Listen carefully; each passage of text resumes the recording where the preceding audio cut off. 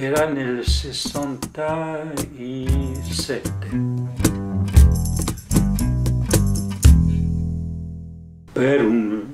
Je suis psychanalyste parce que je ne me sentais pas bien, parce que j'avais terminé des études et que je ne savais pas quoi faire. Je ne savais pas quoi faire de moi, je ne savais pas quoi faire dans la vie. J'aurais pu faire beaucoup de choses, peut-être justement beaucoup, mais rien ne me passionnait et ne m'encourageait. Ce qui fait que dans ce désarroi, j'avais fait une école. J'ai fait une école qui est en France, l'école des hautes études commerciales, qui est une école de formation, disons, à être cadre de l'économie. Et dans cette école, il y avait nous étions en 1967, et il y avait donc des Althussériens. Des Althussériens qui cherchaient à établir des alternatives économiques à ce qui était le discours dominant. Dans les Althussériens, je fréquentais le groupe et donc j'ai lu l'article d'Althusser où il parlait du renouveau qu'apportait le docteur Lacan dans la psychanalyse et la psychanalyse freudienne. Et donc, dans mon désarroi, j'avais lu cet article qui m'avait intéressé, j'ai lu les écrits de Lacan dès qu'ils étaient sortis en 1966, et donc, un an après la sortie des écrits, j'ai été voir Lacan en 1967, j'ai été le voir, et comme il était...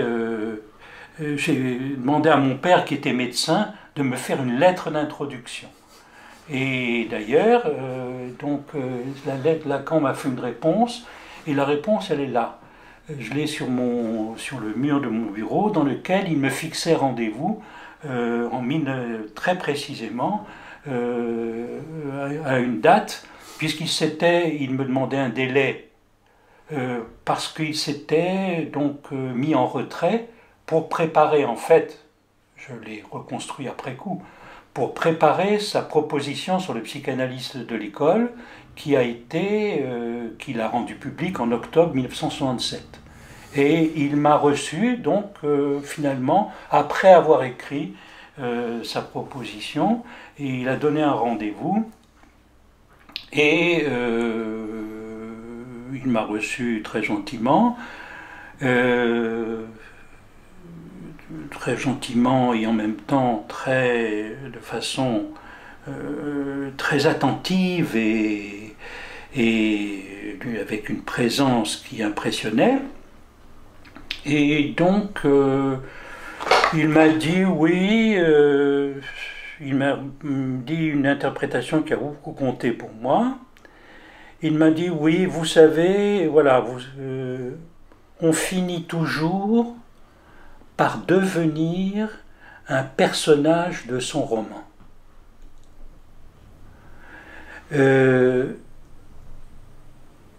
Une psychanalyse pourrait vous aider en vous faisant gagner du temps. C'est un peu comme une différence entre une nouvelle et un roman. Il y a des effets de style qui vous permettront de vous y retrouver mieux. Et il m'a fixé rendez-vous après ces 2 ou 3 premiers entretiens pour commencer une analyse. Et donc j'ai commencé mon analyse fin septembre 1967, début octobre, et je l'ai continué jusqu'à sa disparition, c'est-à-dire jusqu'en 1981, donc pendant 14 ans. Et au bout alors que j'avais fait des études donc, qui étaient des études essentiellement d'économie, j'ai eu le sentiment qu'il fallait que j'acquière les savoirs nécessaires pour lire Lacan. À l'époque, lire Lacan, ça voulait dire au moins bien connaître Lévi-Strauss, bien connaître la linguistique, bien connaître la logique. Alors j'ai fait des études pour ça. Et j'ai fait des études d'anthropologie, ensuite j'ai fait des études de linguistique, et puis j'ai fait des études de logique, qui m'ont permis de mieux lire Lacan. Et à mesure que je lisais mieux Lacan, et que mon analyse avançait, au bout d'un long moment d'analyse, je pensais que je voulais pratiquer la psychanalyse.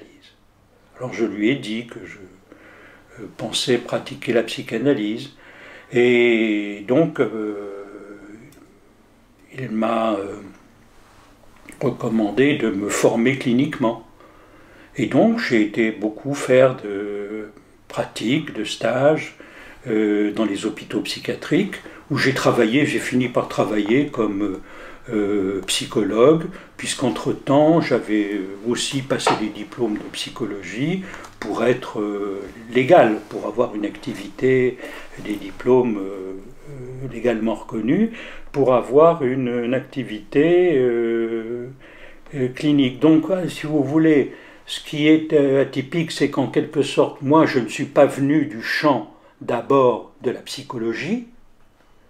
Je n'ai jamais beaucoup estimé le savoir de la psychologie. Je suis venu donc par bien plutôt les sciences humaines, mais j'ai passé les diplômes qu'il fallait pour avoir une formation clinique qui a été poursuivie longtemps, puisque j'ai exercé ensuite, pendant 20 ans, j'ai été psychologue dans les hôpitaux psychiatriques, dans divers hôpitaux, et en particulier, la plus grande partie de ma carrière s'est faite à l'hôpital Sainte-Anne, qui est au centre de Paris, et dans lequel des amis et collègues avaient des responsabilités de chef de service en psychiatrie. Et donc, sur lequel j'ai ensuite travaillé là. Donc, voilà, c'est un parcours qui, à la fois, n'est ni celui de ceux qui viennent de la médecine, ni le parcours de ceux qui viennent uniquement ou qui tiennent à ne pas avoir de diplôme légalisant. Moi, j'ai fait à peu près tout de ce côté-là. C'était un grand méli-mélo.